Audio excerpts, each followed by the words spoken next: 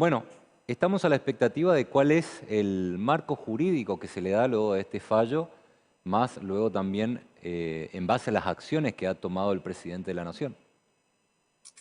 Bueno, yo creo que el fallo, como lo he calificado en reiterados requerimientos periodísticos, es un fallo absurdo y lesivo del deber de obediencia a la supremacía constitucional. Ello porque tardó 2 años en dictarse una medida cautelar suspensiva de la aplicación de un decreto del presidente Fernández y de una ley de la Nación que convalidó el decreto. Sí. Yo creo que en 2 años pudo haberse dictado una resolución de fondo y no una medida cautelar que es un acto esencialmente revocable. Y en ese acto esencialmente revocable se comete una primer tropelía, que es que el requisito número 1 para admitirlo es que haya un peligro en la demora.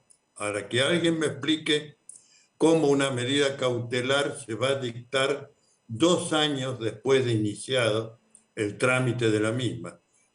Obviamente en ese interín nada transcurrió en el gobierno de la ciudad de Buenos Aires que hable o diga de una situación de privación de obras o de afectación de servicios.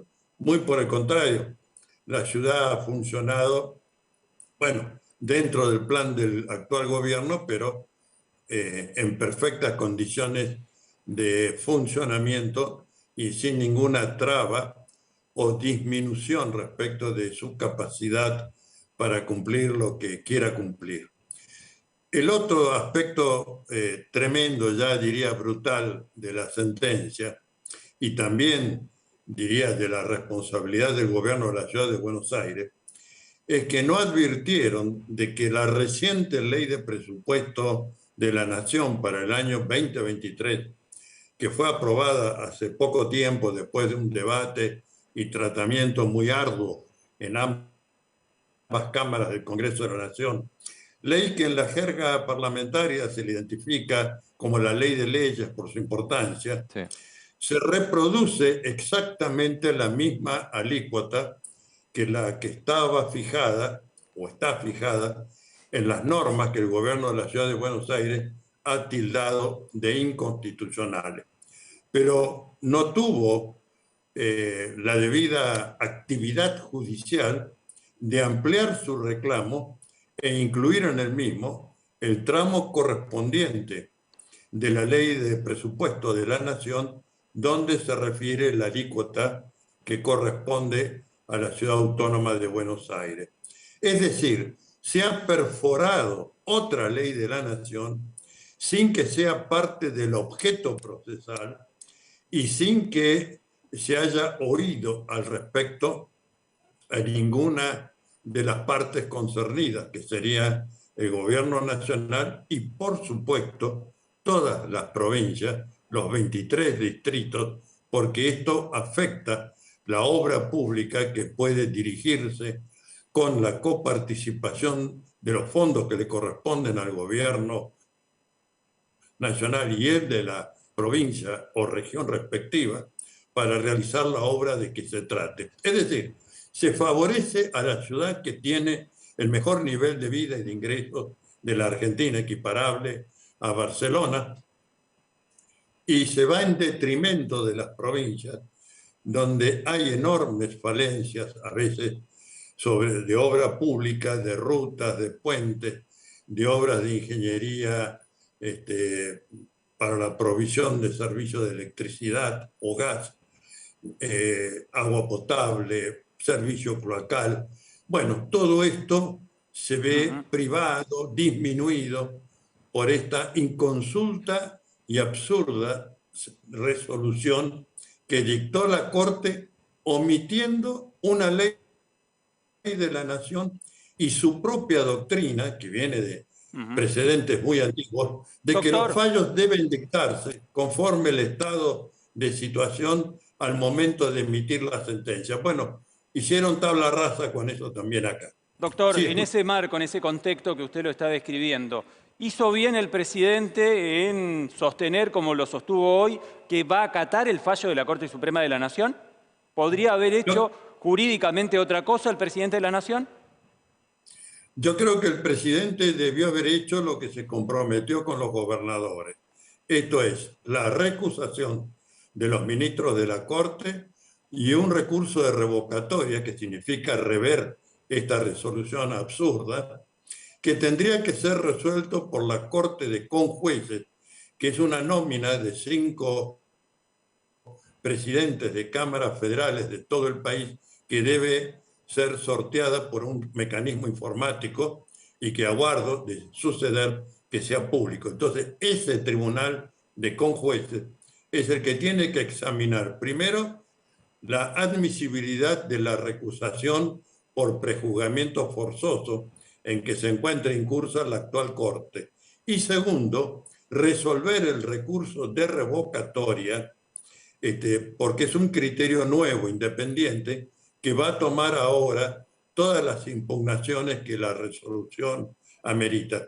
Y por último, dictar la sentencia definitiva, porque recordemos, el prejuzgamiento en que ha incurrido la Corte es insalvable e insoslayable. Doctor, Ahora bien, de esta sí, forma, ¿la Corte está impulsando de alguna forma al presidente a hacer malversación de fondos? exacto, lo dijo el doctor Zaffaroni, comparto con él, y creo que esto tiene una solución constitucional que no ha sido, a menos que no sean los requerimientos que he contestado, que no ha sido manifestada. Y es que cuando hay un dilema de esta naturaleza, en que haga lo que haga la gente, quebranta un deber, hay que elegir un criterio. Si se acata la Corte, se quebranta la ley de presupuesto. Si se cumple con la ley de presupuesto, se quebranta la resolución de la Corte. ¿Cómo se sale? Se sale por una cláusula de la Constitución Nacional, cláusula reformada en el año 94 y que se la denomina cláusula del progreso desde su texto histórico de 1853/60. Bueno, en uno de los párrafos, para mí, una de las cosas más magníficas que hizo la Convención del año 94 es incluir este párrafo que dice: promover políticas diferenciadas que tiendan a equilibrar el desigual desarrollo relativo de provincias y regiones.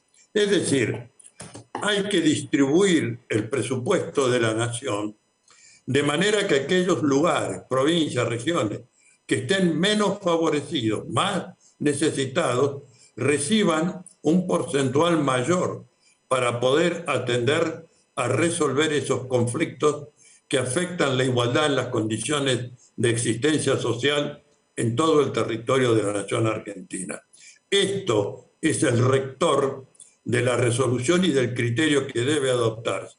Ahora tenemos un presidente de la nación que, después de haber firmado un comunicado y dado instrucciones de recusar, de presentar un recurso in extremis, va corriendo a depositar unos bonos, no interesa si para 90 días o no, porque esto es contradictorio, es la misma contradicción que se incurrió cuando se procede al pago del acuerdo con el Fondo Monetario Internacional, tramado ilegítimamente por el gobierno de Mauricio Macri y los entonces directivos del fondo, y se los querella por malversación de caudales públicos, pero al mismo tiempo se le está pagando. Bueno, esto en el derecho es imposible.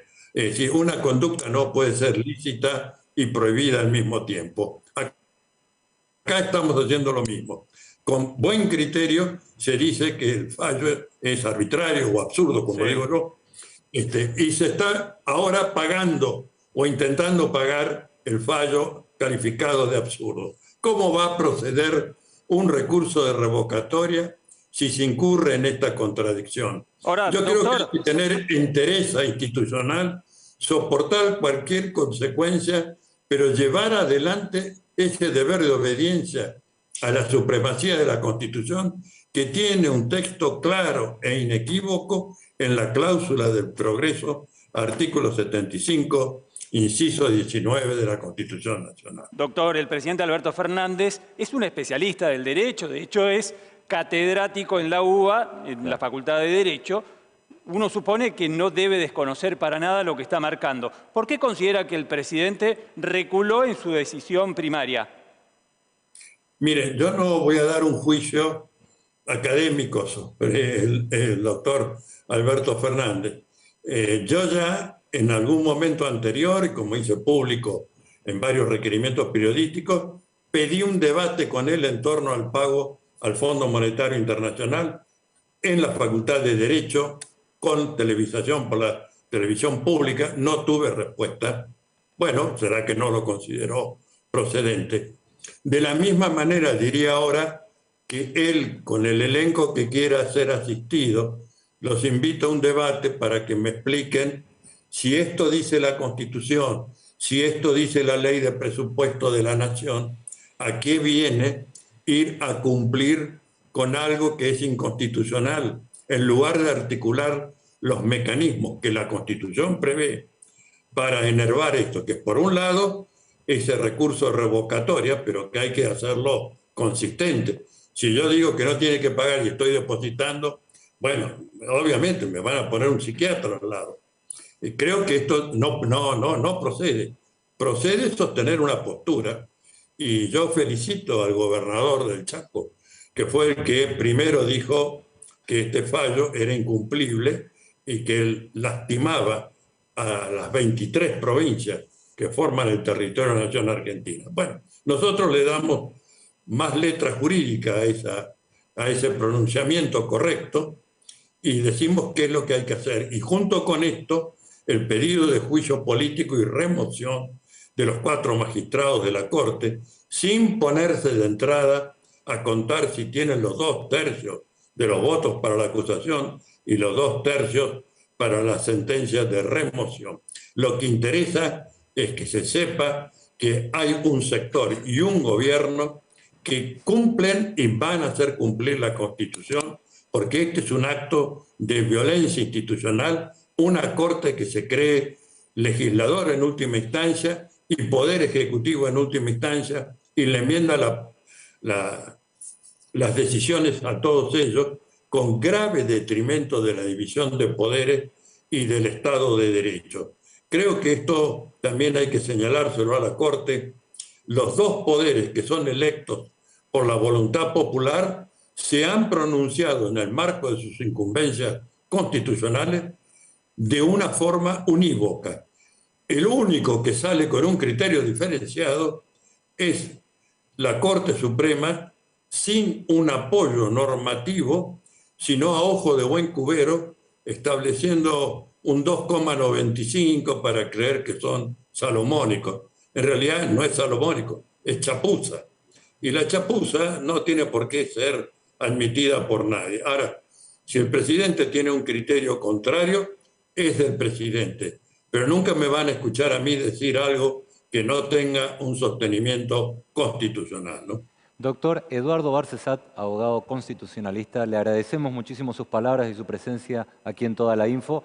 Y bueno, vamos a estar al tanto de cómo se sigue desarrollando esta información. Veremos. Muchas gracias a ustedes. Y de esta información, Robert, te agradecemos muchísimo tu presencia. Contundente y clarito el doctor Barcesat, ¿no? Bueno.